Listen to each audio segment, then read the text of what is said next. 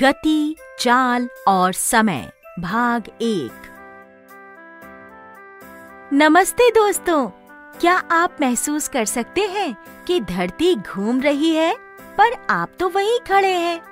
हमें पता है कि सड़क पर कई वाहनों की गति धीमी होती है और कई वाहनों की तेज, पर आखिर यह गति है क्या? आप सब जब सुबह उठते हैं, स्कूल जाते हैं, खाना खाते हैं, पढ़ते हैं तो मेरी तरफ जरूर देखते हैं, है ना? क्योंकि मैं आपको समय बताती हूँ। आइए इस वीडियो की मदद से हम गति, चाल और समय के संबंध के बारे में जानने की कोशिश करते हैं। इस वीडियो के उद्देश्य हैं क गति और चाल के बारे में जानकारी प्राप्त करना, ख चाल और समय का संबंध समझना। राम, कल तुम्हें पास वाले गांव के स्कूल में दौड़ में हिस्सा लेने जाना है।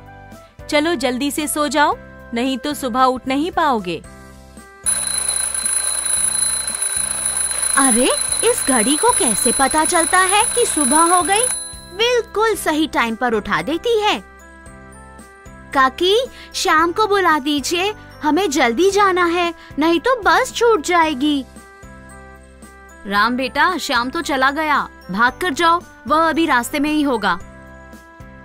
बस निकल जाएगी, दौड़ कर जाता हूँ। काश मेरे पास कोई हवाई जहाज होता तो मैं कितनी जल्दी पहुँच जाता। अरे, बस तो निकल गई। श्याम तो उस बस में बैठा है। 7 बज गए हैं। श्याम तो मुझसे पहले पहुँच जाएगा। अगली बस 10 मिनट में आएगी। लगता है मुझे देर हो जाएगी। श्याम पहुँच गया होगा। अरे, यह क्या? उसकी बस तो अब आ रही है।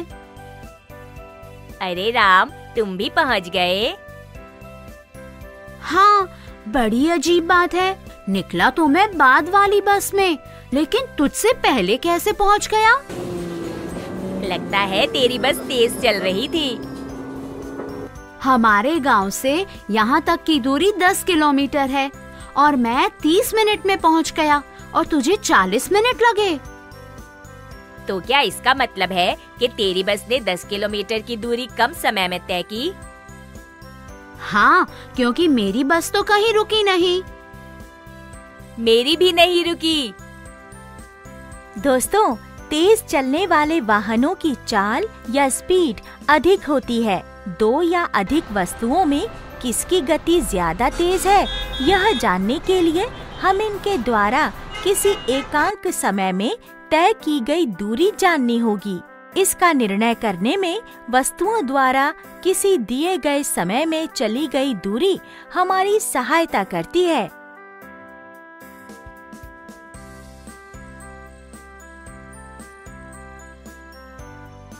तैयार है दौड़ के लिए राम? चल देखते हैं कि कौन जीतता है। चलो बच्चों, मैं 3 से उल्टी गिनती करूंगा। 3, 2, 1।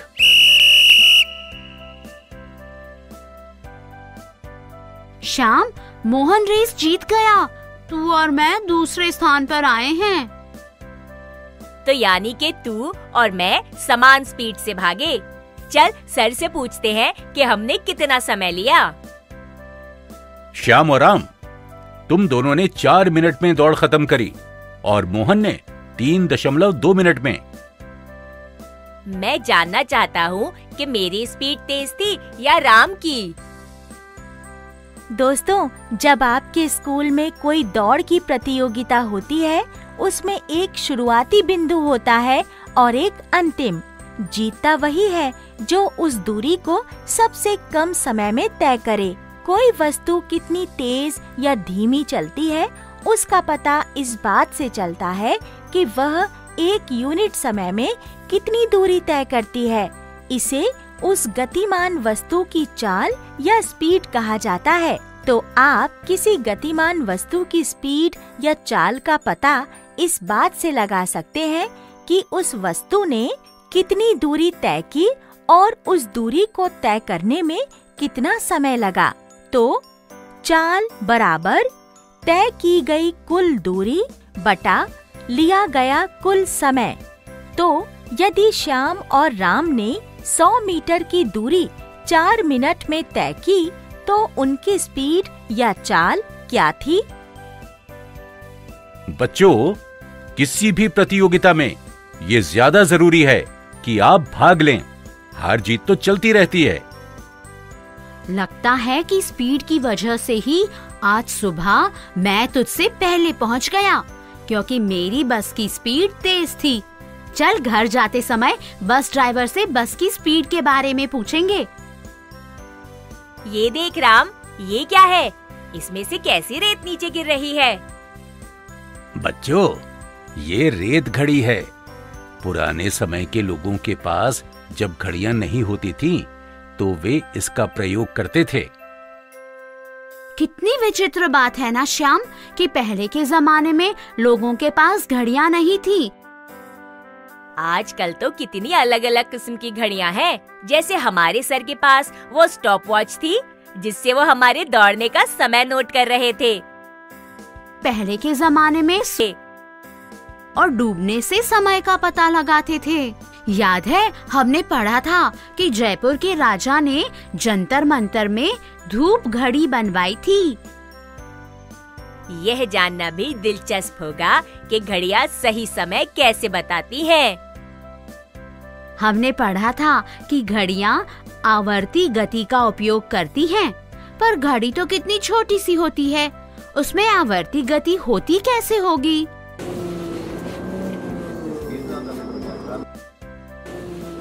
ड्राइवर भैया, क्या आप बता सकते हैं कि आप किस स्पीड पर बस चला रहे हैं? क्या हुआ बच्चों?